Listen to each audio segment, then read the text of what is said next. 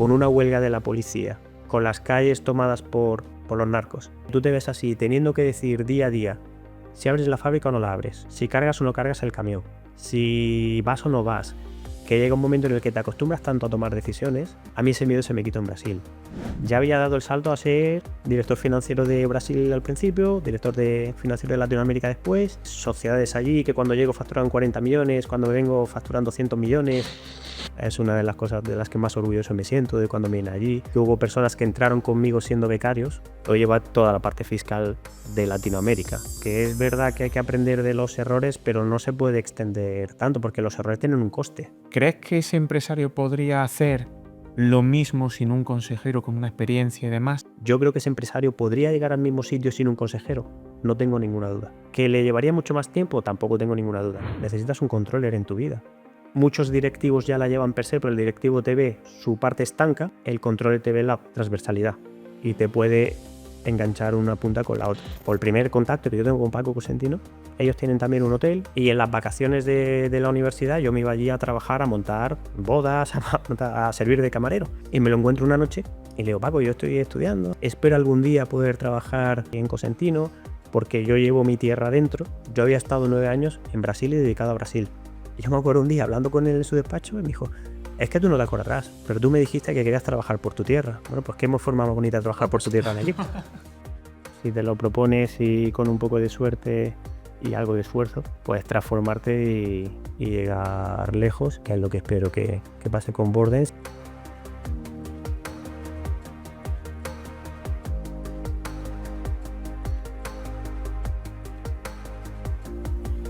Bienvenidos al segundo capítulo de Club Bordens, donde tenemos la suerte de poder entrevistar a perfiles profesionales con una historia un poco común. ¿Verdad, Rosa? ¿A quién tenemos hoy? Pues sí, hoy tenemos un privilegio y tenemos con nosotros a Enrique Berruezo.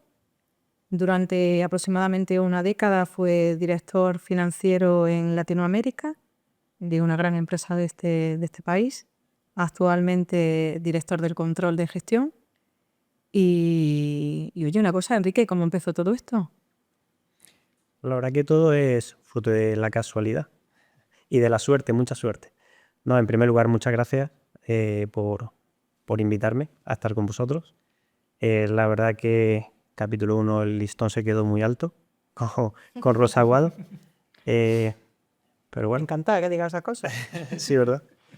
No, bueno, al final digo que todo es un poco fruto de la suerte, un poco fruto de la casualidad, porque no era para haber sido así, pero las circunstancias fueron llevando a eso.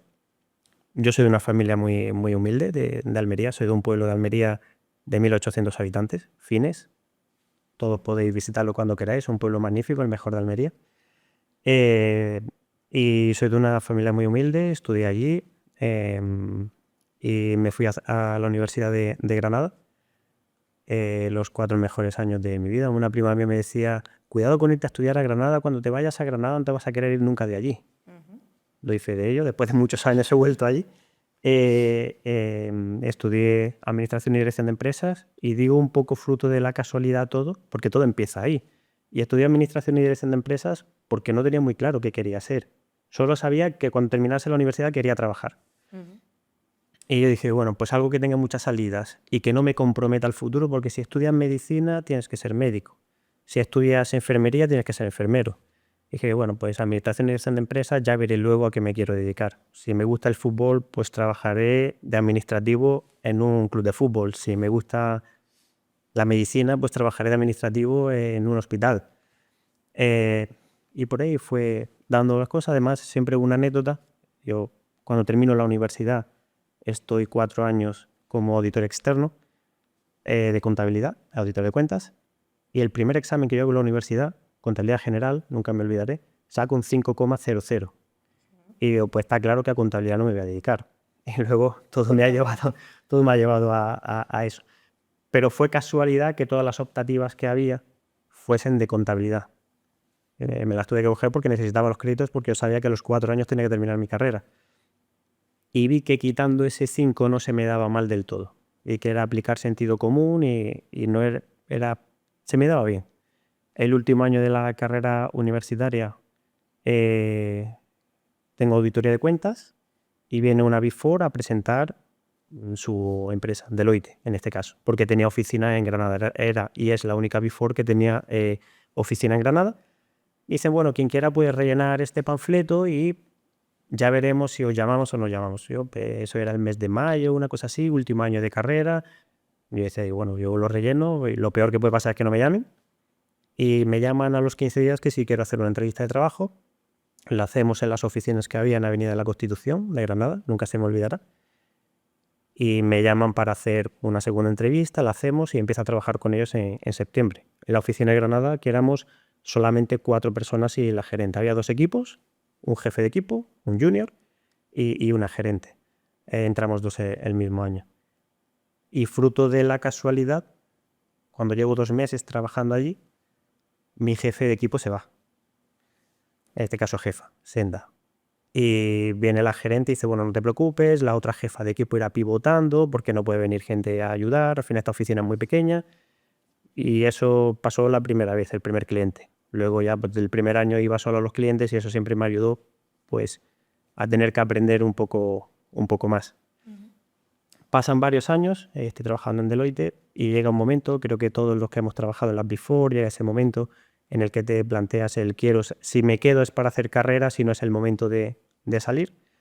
Y fruto de la casualidad también y de la suerte, yo siempre digo que he tenido mucha suerte, una compañera que estaba buscando trabajo para salir, la llaman de Cosentino, que es la empresa en la que trabajo actualmente. Y me dice, oye, ¿tú quieres? Le dicen que si quieres a Cosentino, no quería, pues ya trabajaba en Sevilla, quería volver a Granada, yo irme de Sevilla a Almería no me cambia la vida. ¿Conoces a alguien que sea de la zona? Pues conozco a alguien que nació ahí, donde está la fábrica. De verdad, ¿eh? La casualidad. ¿Dónde está la fábrica? Me llaman, me dice, ¿te importa que le pase tu teléfono? No me importa. Y me llaman de Cosentino, el director de auditoría interna, que si quiero irme ahí a trabajar con ellos, me hace una entrevista, además una entrevista como las que hacía Justo Martínez, que para mí es uno de mis referentes, que fue tomándonos un café a las 7:30 de la tarde. ¿Te quieres venir a trabajar con nosotros? No era el momento, porque yo en ese momento me acababan de dar Grupo Noga, era el grupo más grande, si digo Osuna seguramente le suena a más gente. Era grupo, tenía que auditar el primer año que yo iba a auditar Grupo Noga en Granada, era la empresa más grande, era la primera vez que iba a hacer un consolidado contable. Otra de las suertes en Granada, compramos una oficina pequeñita, hacías el consolidado fiscal también, quería ver cómo se hacía el consolidado fiscal. Era la primera vez que iba a tener un equipo de 4, 5, 6 personas durante 4 meses y me apetecía aprender eso. No, decía, todavía no ha terminado mi etapa aquí. Bueno, pues que no se te ocurra irte a trabajar a otra empresa sin hablar con nosotros el día que decidas salir de Deloitte. Lo que te esperaron. Sí, lo que pasa es que yo no les esperé. Porque cuando llega un momento en el que sí que me planteo un poco, oye, ya el segundo año que hago Grupo Noga, ya digo, mira, ya puedo aprender un poco más, pero ya es irte a otra oficina o en Granada no podía seguir aprendiendo y siendo joven lo que quieres es aprender y tampoco vamos a probar en la empresa privada, no es que Deloitte no lo fuese, sino dentro de una empresa para ver cómo tu día a día afecta al devenir de una empresa. Porque aquí, un auditor de cuentas, ¿qué cualidades necesita y qué le da a una empresa? O sea, ¿qué beneficio? O qué... ¿Es solo por cumplir o le puede aportarle algo? No voy a ser yo el que diga que no, que he vivido de eso 4 años y ahora pues vienen y nos auditan nosotros. Aporta mucho porque, por ejemplo, yo que en mi tiempo libre me gusta invertir en bolsa, pues cuando coges unas cuentas anuales de una empresa te da una tranquilidad saber que eso viene auditado por un auditor externo. Es decir, aportan y aportan mucho, pero claro, yo iba a las empresas y yo era un auditor un poco común en el sentido de no me interesaban tanto los procesos de auditoría, me interesaban más los negocios. Yo lo que quería tenía 4 días para saber si esa empresa iba a seguir funcionando o no. Aprendí muy bien eso de la importancia relativa y yo me iba a las áreas que realmente fuesen importantes, estaba yo solo para auditar la empresa. Entonces me iba ahí y quería entender muy mucho el negocio. Y ahí fue donde además fui adquiriendo esa parte que yo creo que se me da relativamente bien, que era hablar mucho del negocio. Me encantaba sentarme con el CEO, sentarme con el director financiero, pero es que me sentaba con el director comercial, me sentaba con el director de operaciones. Yo me iba con mi balance, con mi cuenta de resultados y empezaba a preguntarles por todo. Oye, que he visto que habéis invertido. Ah, sí, pues aquí tienes la factura. No. Las facturas ya las pedirá otro, que sí, las miraremos. ¿Por qué? Pero Dime para qué. entender el negocio, ¿no? Entender el Es negocio. complicado. Porque yo las reuniones que más disfrutaba era cuando venía la gerente, normalmente venía miércoles o jueves a revisar el trabajo. Lourdes Ferrer, buenísima, me enseñó a trabajar. Yo siempre he dicho que he hecho la mili en Deloitte y Lourdes Ferrer para mí le deberé mucho toda la vida. Y venía el socio, ella venía miércoles, jueves a revisar cómo estaba todo y normalmente el viernes venía el socio, a veces la semana siguiente, y a mí me encantaba estar en esas conversaciones porque el socio yo veía que cuando venía no te preguntaba ¿has circularizado los clientes? No te decía eso. Te decía ¿cómo va la empresa? ¿Dónde están los riesgos? Veo mucho inventario. ¿Tienen provisión o no tienen provisión? Y decía, digo, para contestarle esto hay que saber cómo funciona la empresa de arriba abajo. Lo otro se hacía, pero primero que a mí no me gustaba tanto y segundo que yo veía que era cumplir un procedimiento, que había que cumplirlo, se hacía siempre, pero a mí me interesaba más el negocio. Pero entonces, ¿es normal que un auditor de cuentas se interese por negocio o es porque a ti te gustaba el negocio? Es por...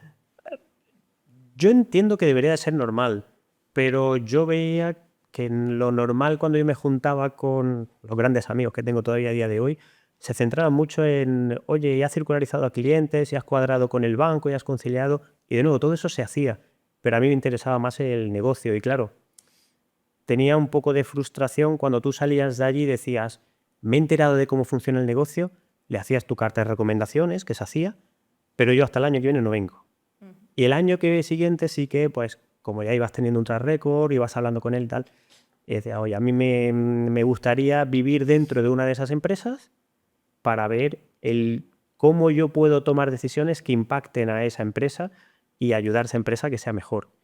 Y ahí es donde llega un momento que se enciende un poco la llamita esa, me pongo a buscar trabajo, me sale trabajo en Almería como director financiero, supermercados Uribe, Casa Uribe. Sí, los conoces, ¿verdad? Sí. Hago una entrevista con el dueño, que era el director general, y casualidades de la vida, él era el presidente de la Asociación de Empresarios y muy amigo de quien he dicho antes, Justo Martínez, que fue mi primer jefe en Cosentino, y comiendo en Almería, una anécdota, están comiendo en Almería, y dice, oye, ya he encontrado una persona para director financiero, sí, ¿qué? Pues es de aquí de Almería, oye, qué bien, viene de la Big Four, qué bien, es de cerca de por ahí, tal. No se llama Enrique, ese mismo. Me llama y me dice, no habíamos quedado tú y yo en que primero ibas a venir por aquí antes de irte a cualquier sitio. Me llama y me dice, oye, que nos gustaría que te vinieses a trabajar con nosotros, y me incorporé con ellos como auditor interno dentro del equipo que había de 4 personas, que para mí fue una fase fascinante porque me permitió aprender todo lo que es Cosentino desde dentro. ¿A qué se dedica Cosentino? Bueno, Cosentino es el líder mundial. Cosentino es empresa de diseño. Y es el líder mundial en soluciones en superficies ultracompactas. Las marcas que más se conocerán serán Silestone y Decton. Hace unos meses lanzamos Eclos, que es una nueva marca, un nuevo material. Aquí en España se nos conoce más por la marca comercial que por el nombre de Cosentino, aunque ya empieza a tener su nombre. Está ubicado en Almería, en el interior de Almería, al lado del mejor pueblo que he comentado antes. Y distribuimos, como has comentado tú antes, ha comentado Rosa, a nivel mundial. Vendemos en más de 150 países. Tenemos headquarter en 4 lugares, en Cantoria, o sea, en Almería, en Miami, en Vitoria y en Madrid. Y fábricas, para mí una de las cosas que más lo define es que la parte de fabricación está concentrada en Almería. Son 4 millones de metros cuadrados lo que tenemos allí. Ahí es donde se produce todo el Silestone, todo el Decton, todo el Eclos. Hay 2 fábricas de elaboración enormes que hacen proyectos para todo el mundo. Por ejemplo, da incluso hasta pena, no hace tanto se veía cayendo misiles por ahí en Dubái y todo eso. Y parte de esas torres están hechas con nuestro material, con Decton. Y básicamente nos dedicamos a eso. Yo siempre digo que somos como una empresa que, aunque se conoce por las marcas, somos empresa industrial, logística y comercial. Industrial porque pues son más de 2.000 familias las que hay dentro de las fábricas produciendo. Tú ves entrar camiones con polvo y ves salir tablas completas. Tenemos una parte que luego es más de logística, distribución, porque distribuyes a todo el mundo, partiendo de Almería, y luego una parte comercial de branding muy fuerte, porque al final no dejamos de apostar mucho por la Y marca. tú participas en ese crecimiento, ¿no? Tú entras cuando la empresa tiene ese plan de crecimiento, te subes al tren o el tren se pone en marcha contigo. Habíamos lanzado Silestone, yo no estaba, pero se había lanzado Silestone, aunque estando fuera lo vivías, porque siendo de allí muchos amigos trabajaban dentro, vivías un poco la historia de ellos, pero yo cuando llego se facturaba 100 y pico millones, hasta el pico en 2022 de 1.700 millones. Yo entré en 2007, ya soy allí, hice 18 años en 2025, entonces sí que te sientes como que has participado en ese crecimiento.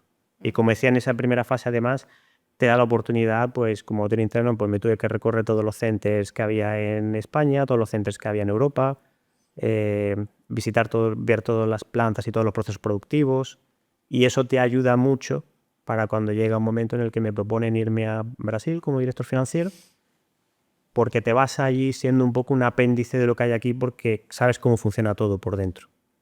Pero ¿cómo es irte a Brasil? O sea, vete allí 6 meses y tal, que es como que te vas de viaje un poco más que eso, o es te vas y te vas a Brasil y dejas atrás lo que tienes. Te vas y te vas a Brasil. Te vas y te vas a Brasil.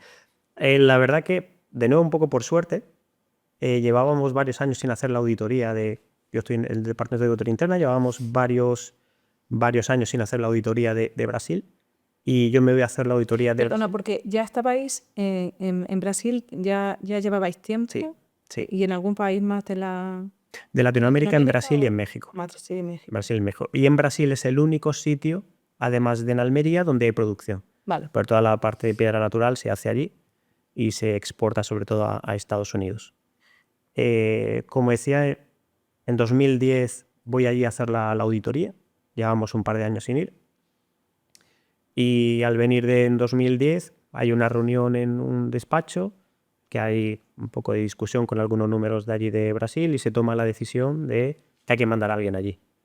Y empiezan a deshojar la margarita. En aquel entonces estábamos mandando muchas personas a Estados Unidos, a Houston, que era donde estaba la sede central en Estados Unidos. Yo había estado allí como auditor interno, acabamos de comprar allí a uno de los accionistas, al otro socio su parte, y había estado allí como auditor interno contando tablas. Pues contando tablas a 50 grados en Houston, que mi madre cuando volví me dijo, ¿pero tú has estado haciendo auditoría o en la playa?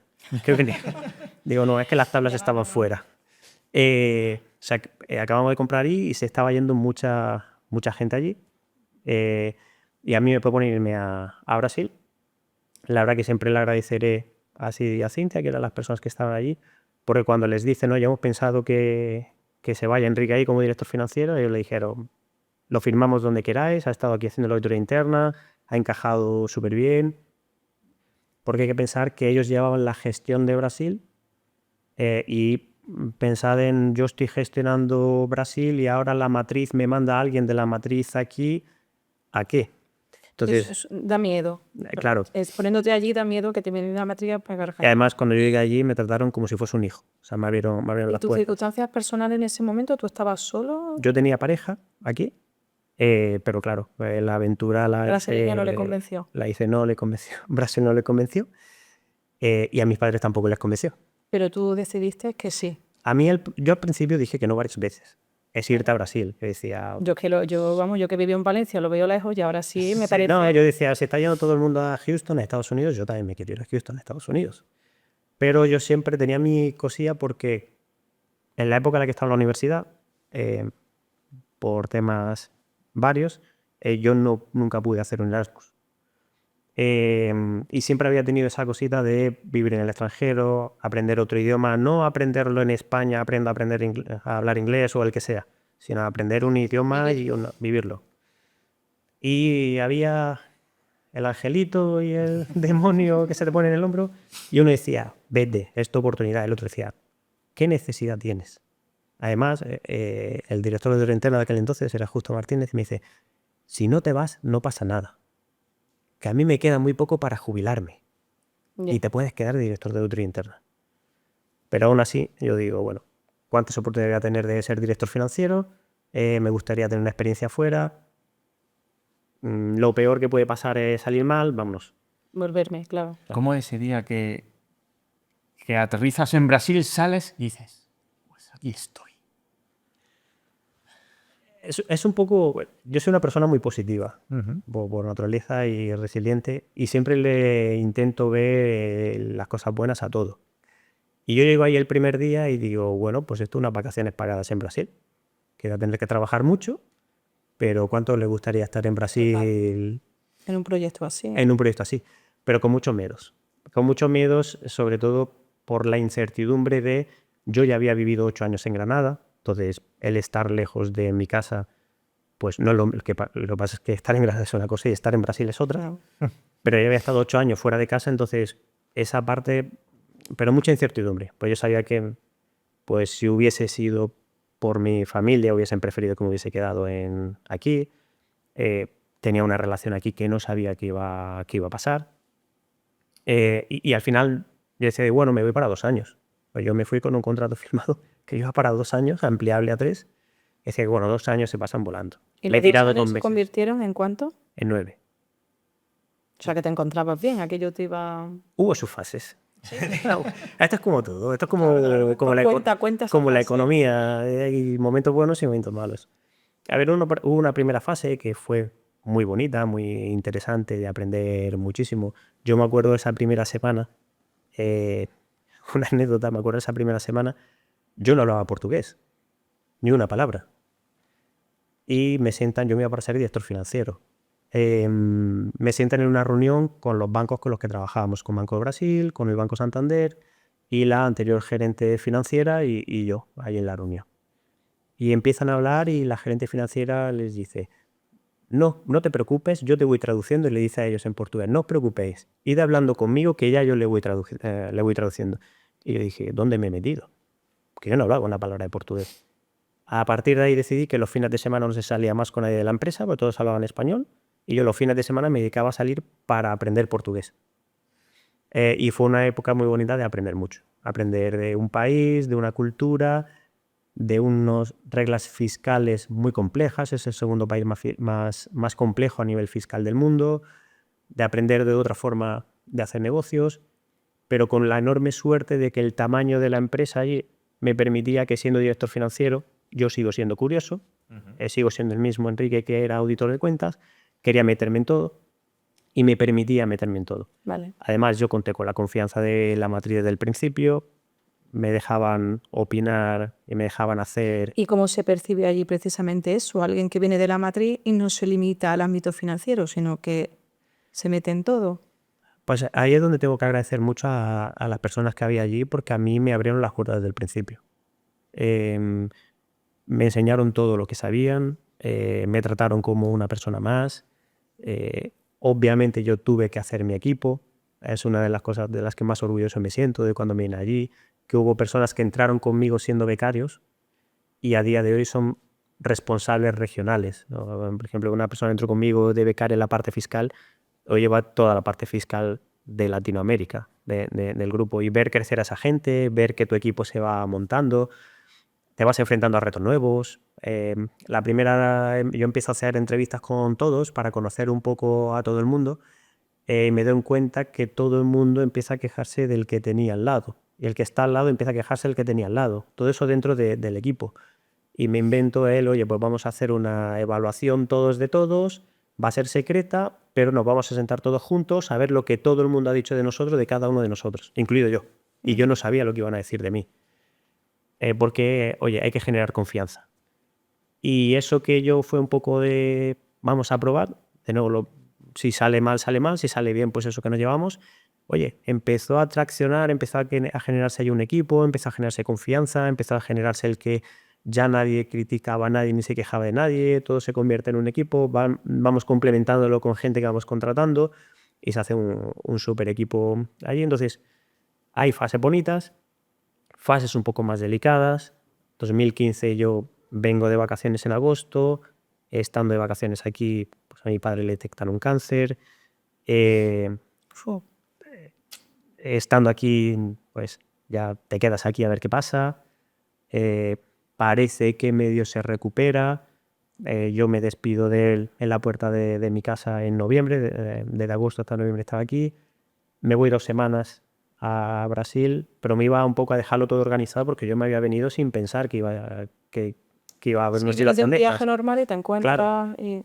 me voy para allá y en esas 2 semanas que estoy allí me llama mi madre, oye, nos estamos yendo para el hospital, pues compra billete, vente corriendo, no llego a tiempo. Y ahí sí que se te rompe algo. Y ahí te plantea muchas cosas y lo de todos, no realmente ha merecido la pena, o hubiese sido mejor estar estos 4 años con mi padre. Y con la distancia, porque es verdad que en ese momento todas esas dudas saldrían y estarías como más a flor de piel, la que ha pasado el tiempo, aunque ocurriera eso, ¿crees que merecía la pena que lo hiciste? Yo lo volvería a hacer. Entonces, merece la pena por una cosa y es, está claro que el Enrique que se fue a Brasil volvió otra persona totalmente diferente. Yo hay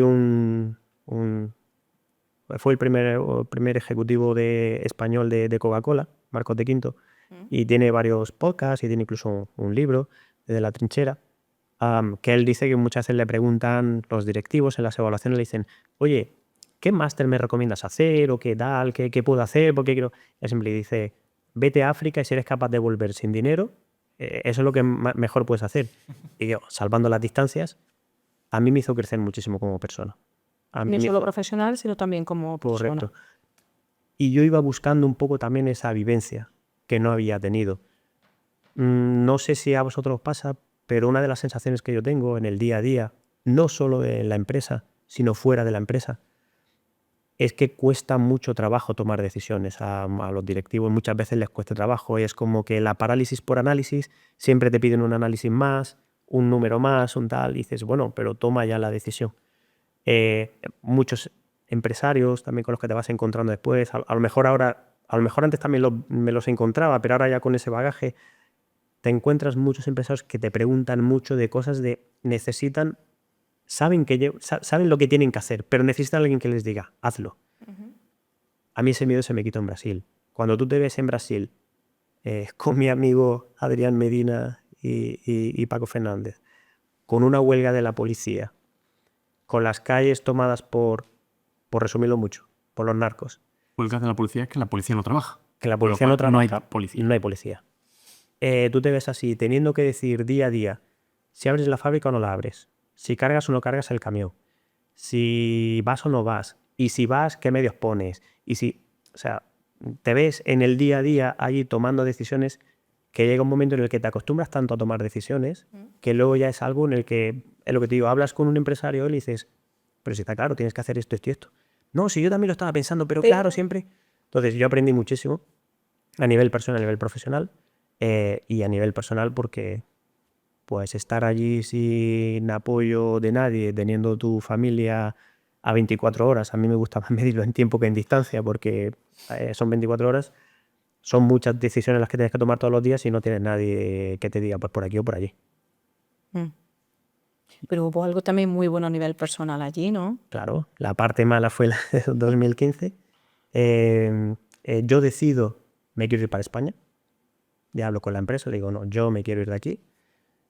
Cuando ya tomamos la decisión de que sí, de que me vengo para acá, incluso estábamos mirando para buscar a alguien que me sustituyese allí, tenemos la salida del director financiero corporativo y la propiedad de la empresa me pide, oye, necesitamos que te quedes un poquito más, sabemos que quieres venirte, pero es que ha salido el director financiero corporativo y por lo menos aquello de Latinoamérica que está controlado, si tú te vienes ya van a ser 2 focos de incertidumbre.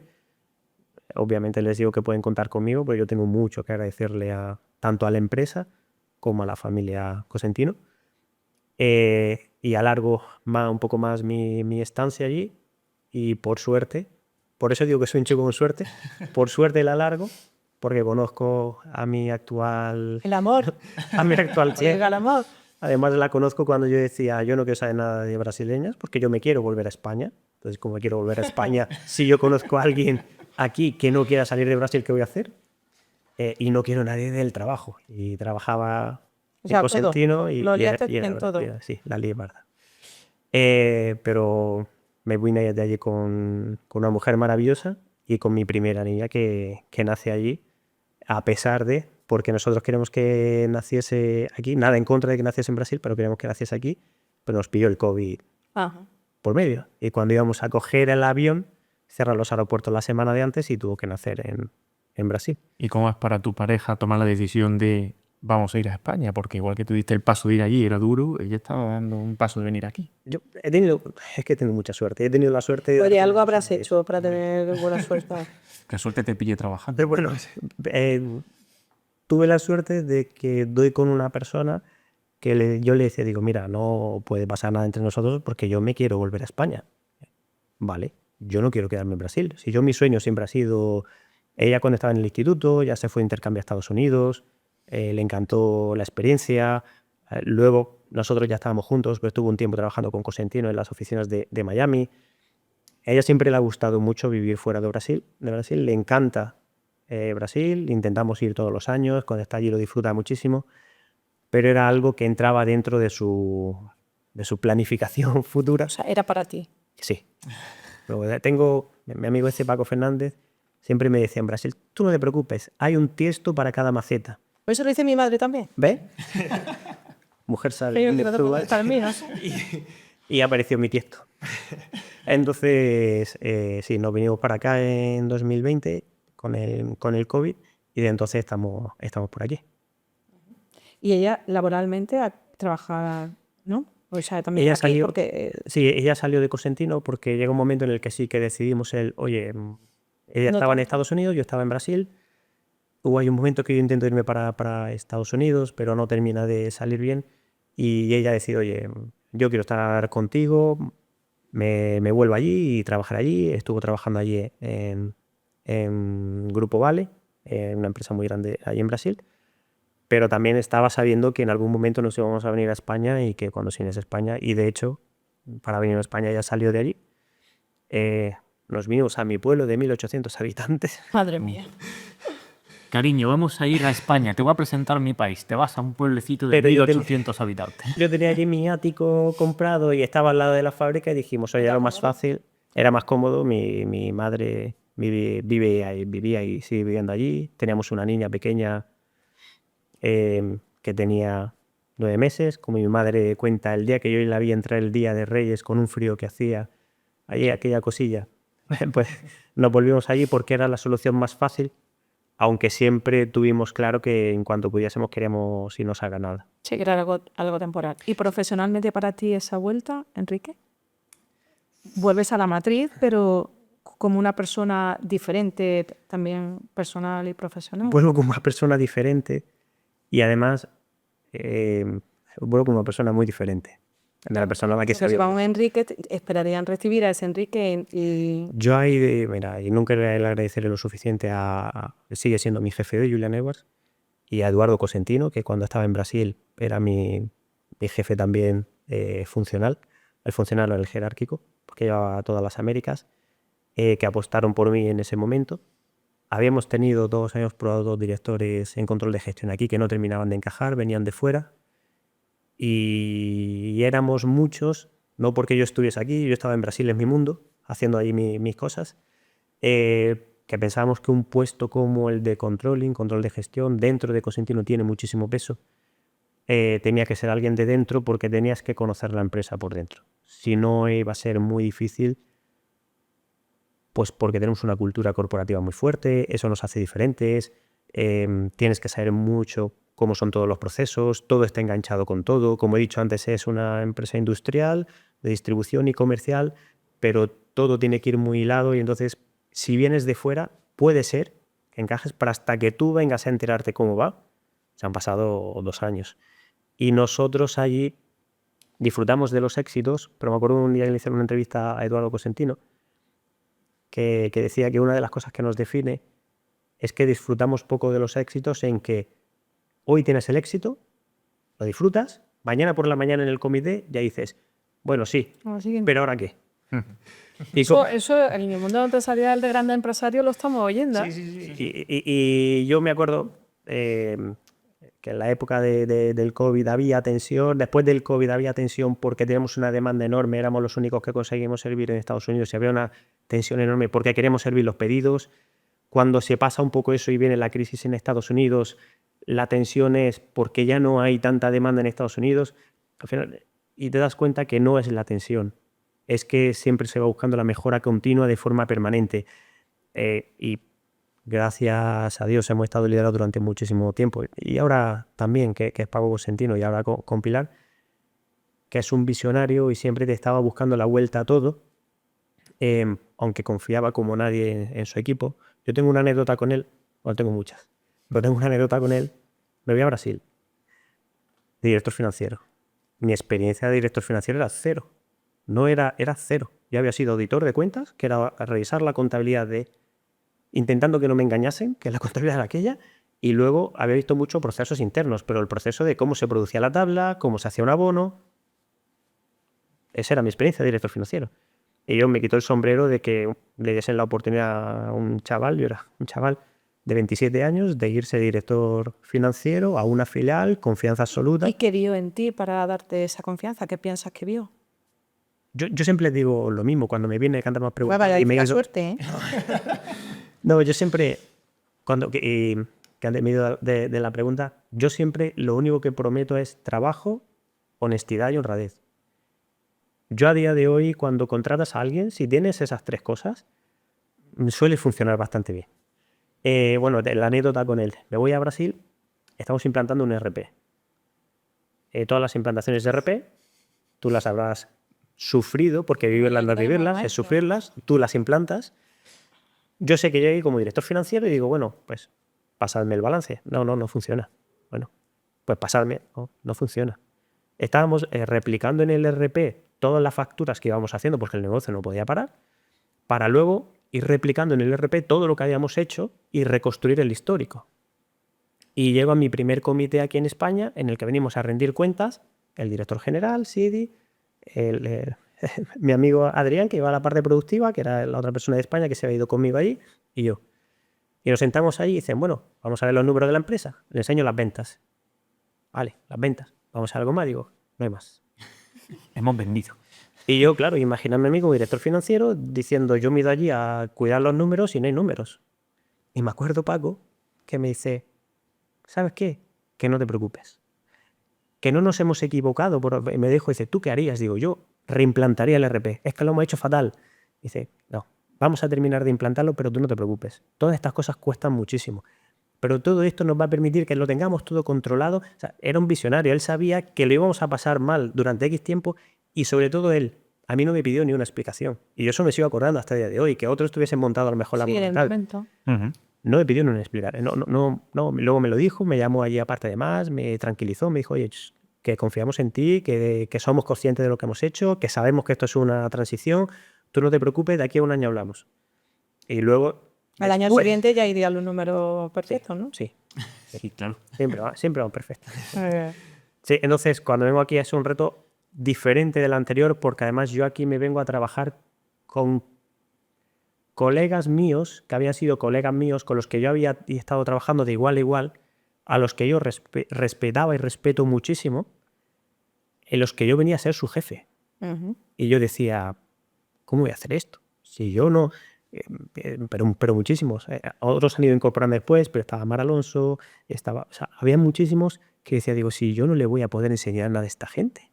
Aquí es donde venías como director global de gestión. Claro, director de controlling a nivel mundial. ¿Qué hace esa figura en una empresa? Muchas personas se piensan que lo que hace es sacar los números y preparar el reporting. Eso es reporting, que además eso de aquí a poco la IA lo hará solo. Y es verdad que tuvimos que empezar por ahí porque cuando yo llego me encuentro un área muy enfocada en eso. Pero el área de controlling lo que hace es una aportación de valor bestial. De hecho, yo cuando me encuentro un sábado por la tarde, estás tomándote una cerveza, con un empresario llega y te dice, pues es que tengo en la cabeza 1000 cosas porque es que no sé qué, esto y lo otro y tal. Digo, necesitas un controller en tu vida. Porque todo eso que tú estás intentando gestionar te lo va a gestionar un controller, que es el que va a ver ¿qué ventas tienes? ¿Cómo vas con el presupuesto? ¿Qué cliente vende más? ¿Qué cliente vende menos? ¿Qué margen tienes en ese cliente? ¿Qué margen dejas de tener? Como nosotros tenemos una parte industrial muy fuerte, ¿qué producción has hecho? ¿Con qué costes? ¿Dónde te has desviado? Y todo eso le metes la capa de la mejora continua que queremos, te va a ver las oportunidades de aquí y allí. Oye, es que si haces esto, aquí puedes mejorar esto. O sea, Se optimizan operaciones, se entra dentro de las operaciones para buscar... correcto. Es como digo yo, y otro de los que cuando tuve que venir a ser su jefe, decías cómo voy a ser su jefe, Antonio Hidalgo, que ya no está con nosotros, decía, es como el consigliere del CEO. Y a mí me gusta verlo así. Es el que el CEO tiene que estar para lo que tiene que estar, temas mucho más estratégicos. No te preocupes que ya yo miro por ti todo lo que hay. Y si hay alguien que desde cosas como si hay alguien que se le está yendo un poquito en que está gastando un poquito más en viajes, no te preocupes que yo voy a ser el que lo va a poner encima de la mesa. Y si ves que alguien está vendiendo por debajo del margen que debería, no te preocupes que yo te lo voy a decir. Si ves una área en la que va un poquito peor, un poquito mejor, no te preocupes que yo te lo voy a decir. Es el no te preocupes del día a día, que yo voy a intentar ponértelo todo y obviamente meterle la capa de análisis para traerte ese valor añadido. Eso es lo que nos Ahí dedicamos. encajan muy bien las piezas de, obviamente, me gusta el número y demás, pero el negocio me encanta entenderlo. De hecho, yo al principio, sí, la respuesta es sí. Sí. De hecho, al principio, cuando Eduardo y Julián piensan en mí para el reto, yo decía para mis adentros, ¿será que voy a ser capaz? Porque claro, yo ya había dado el salto a ser director financiero de Brasil al principio, director financiero de Latinoamérica después, mis sociedades allí, que cuando llego facturaban 40 millones, cuando me vengo facturan 200 millones, lo tenías todo muy controlado y te daba tiempo a llegar a todo. Decías, yo voy a ser capaz ahora, 9 años fuera, de que yo voy a ser... Yo tenía claro a qué se tenía que dedicar el controller, porque dentro de Brasil a mí me daban cierta libertad y yo lo tenía enfocado así. Y decía, digo, yo voy a ser capaz de esto, darle ese prisma, me daba un respeto, pero tenía claro que tenía que llegar a eso. O sea, la respuesta es que sí, tenía claro que tenía que llegar a eso y desde el principio cuando llego yo siento a todo el mundo, a algunos les digo, oye, me tenéis que ayudar porque sabéis de esto mucho más que yo. A día de hoy, bueno, si antes sabían más que yo, hoy saben mucho más que yo. Pues una de las grandes suertes que he tenido siempre es haberme rodeado de gente que sabía más que yo. En Brasil, sin duda, porque yo de Brasil no sabía nada. Intento ser un alumno aventajado, eso sí, y aprender rápido, pero rodearme de gente que supiese más que yo. Y hoy, desde luego, yo pienso en Loli, pienso en Carmen, pienso en Arantxa, pienso en Mar Castillo, pienso en Alfonso. Si es que todos saben más que yo. O sea, tú Todos. tenías claro el qué, pero el cómo... Y el cómo no me encajaba lo que yo veía. ¿Por qué? Porque cuando yo llego éramos un área que nos dedicábamos a reportar.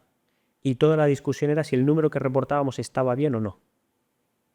Porque, a ver, el directivo controla mucho su parte de negocio. Tú lo habrás vivido de Mercadona seguramente. El directivo controla muy bien su parte de negocio y cuando viene una área que no es la tuya a decir, pues a lo mejor no va tan bien, es muy fácil que te cuestione cualquier cosa. Que diga, pero has tenido en cuenta, Joel, pero has tenido en cuenta... Pues claro, tienes que tener muchas cosas en cuenta. Y dices, claro, si es que tú vives por y para eso, yo no, tengo que mirar toda la empresa. Entonces, tenía claro el qué, pero no sabía el cómo. Vengo, somos una empresa, somos un departamento muy de reporting. Hago una reunión con todos y digo, mira, esto es el antes, vamos a esto, a aportación de valor, venimos a dedicar el 80% del tiempo a reportar, el 20% a analizar, tenemos que convertir, no sé, 20-30% en reportar, sacar los números y reportarlos, y 70% en analizar y aportar valor a la compañía. De múltiples cosas, cambiarle el prisma con el que se ven las cosas. Es que se me ocurren muchísimas formas en las que terminas dando ese toque de valor adicional si le metes una capa de análisis. A lo mejor siempre has estado viendo una cosa de una forma, que eso nos pasó el año pasado, estábamos acostumbrados a ver la parte comercial de una forma muy específica, les propusimos desde Control General, oye, vamos a empezar a medirlo así. Y para una serie de métricas se nos abrieron los ojos, empezamos a gestionar de forma diferente y se están viendo los resultados. Eso era lo que iba buscando. Entonces, te encuentras el primero que te encuentras es la negación, porque cuando te sientas y dices, vamos a esto, y dices, La resistencia sí, al pero cambio, no, es imposible lo que no está. Porque aquí todo el mundo cuestiona el número. Bueno, vamos a ir paso a paso. Después pasa la fase de, primero es el luto, luego la negación, luego empiezas a tal hasta que... Y oye, si me dices, ¿y hoy cómo estáis? ¿Estáis en el 80%? No, estamos en el 60% análisis, 40% reporting, pero estamos consiguiendo. Vale. Y para mí uno de las grandes enseñanzas que me llevo es que cómo conseguir precisamente que personas que saben más que yo, todos los que he dicho y los que me dejo por nombrar saben más que yo, cada uno es experto de su parte, es el cómo tú consigues ir compaginándolo todo para que suene como una sinfonía, siendo que eres el que menos sabe de todo. ¿Y tú piensas que esa capa de análisis y esa mejora respecto al mero reporting es algo que ocurre solo en Cosentino o es genérico en la empresa? Yo llevo muchos años trabajando en Cosentino y ¿Y vuestros proveedores, por ejemplo? claro, ¿Tú qué ves en ellos? no, es lo que te iba a decir. Llevo muchos años trabajando en Cosentino y conozco mucho a Cosentino. Pero cuando me vine de Brasil, yo había estado 9 años en Brasil y dedicado a Brasil. Los 4 años de antes había estado auditor interno, es decir, mi networking era cero en España. Y una de las primeras cosas que hice cuando llegué a España es sentarme y pedirle una reunión con cada uno de los miembros del comité ejecutivo y preguntarle, oye, ¿tú qué esperarías de un director de control de gestión? ¿Y tú qué me recomiendas y tal? Y Álvaro de Laza, uno de los grandes directivos que tenemos, me dijo, Enrique, trabaja el networking. Y a mí eso se me quedó. A mí me gusta ser como una esponja y ser una alumna aventajada y aprender eso. Además, me gusta preguntar por todo, me gusta aprender. Y a mí eso se me quedó grabado. Entonces nos metimos en el Instituto de Controles de España. Ahí empiezas a hacer un poco de networking. Hay un evento al año, empezamos a ir allí. Y ahí es donde empiezas a ver que realmente esa función le queda mucho recorrido todavía, y en el instituto intentan mucho de, oye, aportación de valor, control más estratégico, pero que hay muchísimas empresas donde se cree que el controller es un reporting. Es sacar números y que me manden los números. Para mí un gran error porque se pierden la gran aportación de valor, que muchos directivos ya la llevan per se, pero el directivo te ve su parte estanca, el controller te ve la transversalidad y te puede enganchar una punta con la otra. De hecho, a mí una de las cosas que más me gusta es cuando estamos haciendo los presupuestos y te sientas a enseñarles el primer número del presupuesto y nuestro presidente empieza a cuestionarte cosas de negocio y ver cómo consigues mantener esa conversación y empiezas a decirte, pero has tenido en cuenta esto, sí, pero es que si no, ten en cuenta lo otro, y empiezas así. Eso, para mí, fuera de la figura de control es muy difícil de encontrar. A no ser que sea el CEO, pero es que el CEO hay uno. Sí, no, pero yo estoy de acuerdo contigo, porque cuando las empresas van creciendo, se cae mucho en ese estancamiento y la necesidad de esa... Tú al orientarlo así al irte a negocio y demás, claro, tú vienes de Brasil, entiendo que al dar esa fuente de valor, vamos a decirlo de una forma, ¿empiezas a trabajar más cerca de Paco o sigue? ¿Cuál es tu relación en ese caso con la parte estratégica, que entiendo que estaría más en... La suerte dentro de Cosentino es que la distancia desde nuestro presidente, Paco, hasta cualquier nivel el que te puedas imaginar es muy corta. Nosotros en los comités tú puedes ver hasta 5 líneas jerárquicas en un comité sentado, porque siempre les ha escuchado mucho, les ha gustado mucho escuchar al que está allí viviéndolo y sintiéndolo. Entonces siempre ha habido una libertad absoluta para gestionar directamente con ellos. Obviamente hay una jerarquía y todo el mundo respeta la función de todo el mundo, pero trabaja mano a mano en este caso con presidencia y con la dirección de la compañía, porque además necesitas saber cómo ellos piensan, necesitas saber, al final, al ser un departamento independiente, porque es un departamento independiente, hay dos formas de verlo. Hay muchas empresas que tienen un controller dentro de cada área. Nosotros siempre lo hemos visto como control de gestión es un área independiente porque tiene que conectarme todo. Y porque al final necesitas un poco de objetividad y a la hora de analizar ciertas cosas. Pues si tú pones al de logística a decirle a que te cuente cómo va la logística, siempre va a ir bien. Si pones al comercial a decirte cómo van las ventas, siempre te va a decir que va a ir bien. Entonces se le mete un poco ese escepticismo y esa objetividad, y eso te permite trabajar muy de la mano de presidencia, porque ellos son los que te marcan un poco. Yo he tenido conversaciones con Paco en su despacho, es decir, Paco, ¿esto cómo lo ves? ¿O cómo crees que hacia dónde deberíamos de enfocarlo? Hay dos caminos, ¿tú hacia dónde lo ves? y él te dice, yo creo que aquí el problema lo tenemos por aquí o por aquí, y tú ya vas enfocando un poco, y luego ellos mismos, oye, necesitamos que profundicéis en esto, estamos preocupados por esto, estamos preocupados por lo otro. Ahí respecto de, o sea, yo he oído, no por ti, sino por tiempo, ¿no? Historia de cómo se creó Cosentino en su momento y cómo Paco, pues como que lo intentó, no funcionó aquello, inversiones, se arruinó, volvió a intentarlo y demás, con lo cual yo a él lo tengo como una persona súper emprendedora y súper visionaria en general. ¿Cómo es trabajar con una persona así? Un lujo. Yo siempre, antes lo he dicho, de que no tenía ese networking cuando vine, entonces me metí en el Instituto de Controllers, hice un PDG en el IS. Yo nunca he hecho un máster. Y yo siempre digo que para mí, en Deloitte me enseñaron a trabajar. Y aunque hoy trabajo muchas horas y no es algo que no me pesa, no lo hago porque lo disfruto. Y ya con mis 2 niñas pequeñas te policías un poco más porque quieres disfrutar de tus niñas también, pero si no, es como que no te da igual 1 hora más que 1 hora menos, trabaja lo que haga falta porque me gusta. Esa fue la época de Deloitte cuando aprendo a trabajar. La época de Brasil, cuando le pierdo el miedo a muchísimas cosas. A muchísimas cosas. Y la época actual, los últimos 4 años, yo he tenido un máster, pero vamos, yo me siento un privilegiado. Cada comité, cada reunión con Paco, pero yo con Paco, como te digo, con Eduardo, con Pilar, o sea, con Julian, por ejemplo, del que aprendo todos los días. O sea, para mí es un máster y trabajar con Paco, el estar con él y que, claro, tú has visto los números antes y tú has conectado las puntas. Estar ahí en un comité y estar escuchándole diciendo, si no has visto los números, ¿cómo ha llegado a la misma conclusión que yo, que me he tirado una semana para ver esto, y teniendo que engancharlo con esto, con esto? Y alguna vez se lo he preguntado. Y me decía, tú tienes el ordenador delante de ti, yo lo tengo aquí. O sea, es un visionario.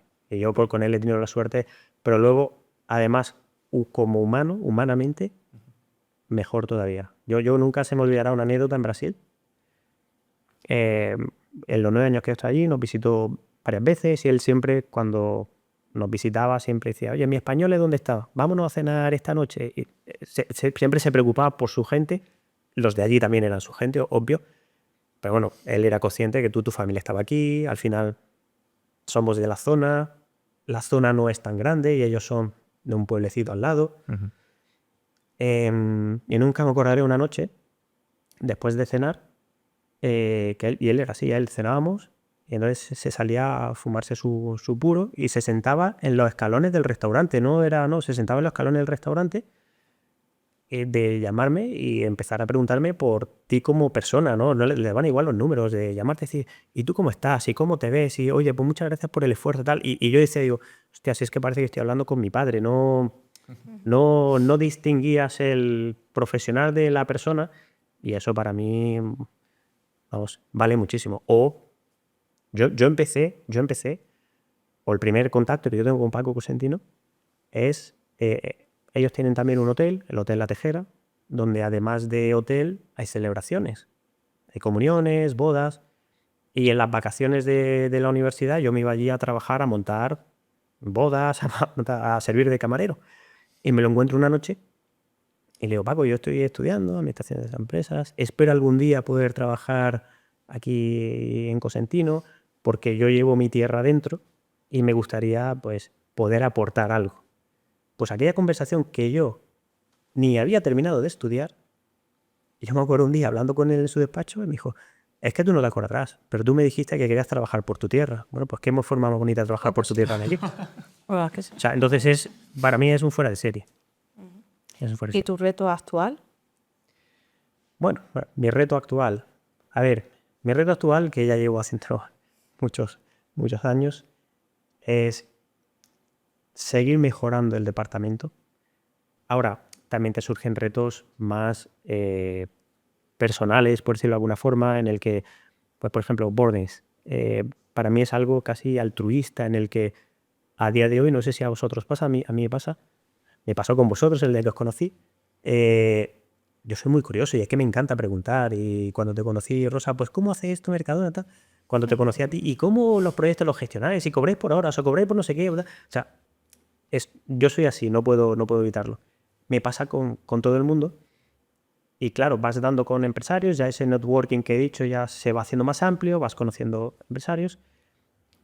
Y ya en el día a día te preguntan, te dicen, oye, quiero entrar en Francia, pero nunca he vendido fuera de España, no tengo ni idea de cómo hacerlo. Les quitas un poco el miedo de decirle, oye, no te preocupes, que Cosentino antes vendía solo en España y mira dónde está ahora. Pero mira, lo que tienes que hacer es esto, y me lo estoy inventando, ¿eh? Pues puedes empezar buscando un distribuidor, o si quieres ir más despacio, pues empieza poniendo un comercial, vendiendo desde aquí, mira ese mercado. O sea, empiezas un poco a darle ideas tomando un café, un viernes por la tarde en Granada o tomando una cerveza. Eso, compartiéndolo con vosotros, surge un poco lo de Bordes, de forma, y digo como que de forma altruista porque es oye, hay tantos empresarios que si tú juntas la experiencia que hay de directivos que ya tienen esos 20, 30 años de experiencia, que ayuden a esos empresarios, que hay muy buenos empresarios, a dar ese pasito más, a perder esos miedos, o a lo mejor los están dando, pero necesitan a alguien que ya haya pasado por eso, y me gustaría ayudarles. Ahí, en ese sentido, porque tú también estás en algún consejo de administración, ¿crees que ese empresario podría hacer lo mismo sin un consejero con una experiencia y demás? ¿Tardaría más? ¿Tardaría menos? O sea, ¿qué le cambia la vida a una empresa que tenga ese punto de visión?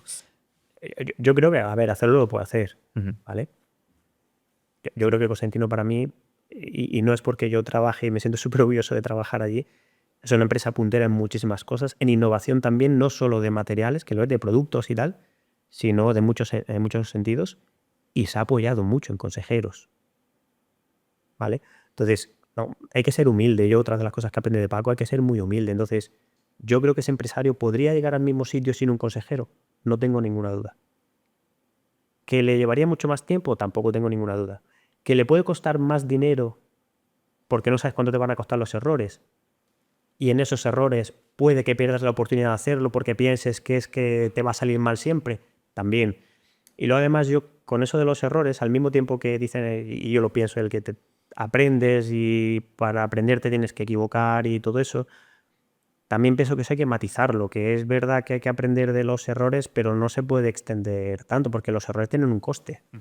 Y cuando tú le dices a uno, vale, pero vamos a hacer una cosa, esa idea que me has traído, tú pones parte del dinero, yo pongo la otra parte, y si te equivocas, a ti te cuesta la mitad y a mí la otra mitad.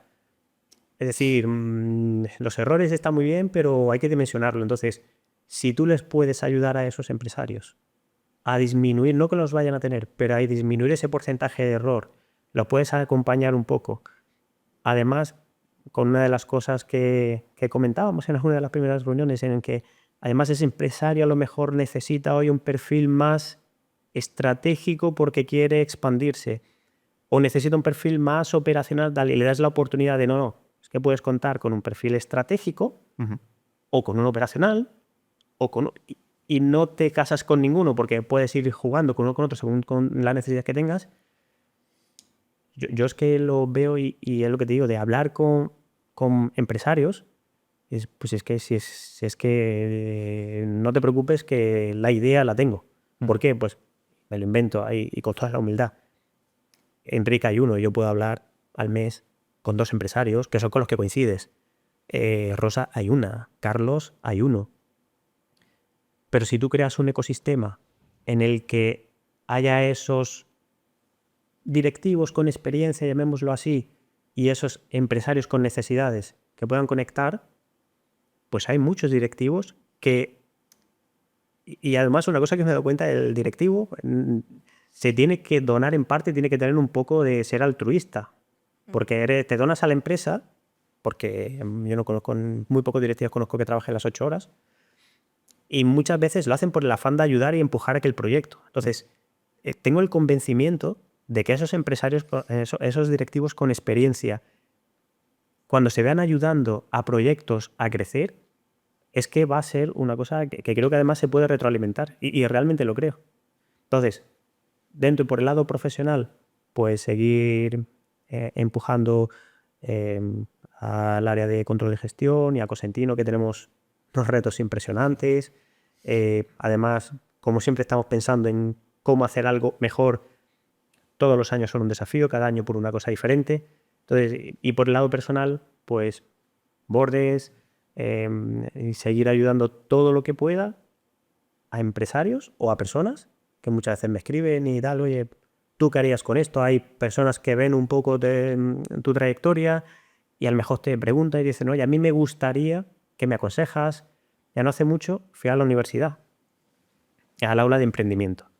Me pidieron la profesora de emprendimiento, la conozco de la Fundación Inés Guindos, y me pide que si puedo ir a un aula de emprendimiento a hablar un poco con los alumnos a través del Colegio de Economistas, donde estoy en la Comisión de Emprendimiento e Innovación.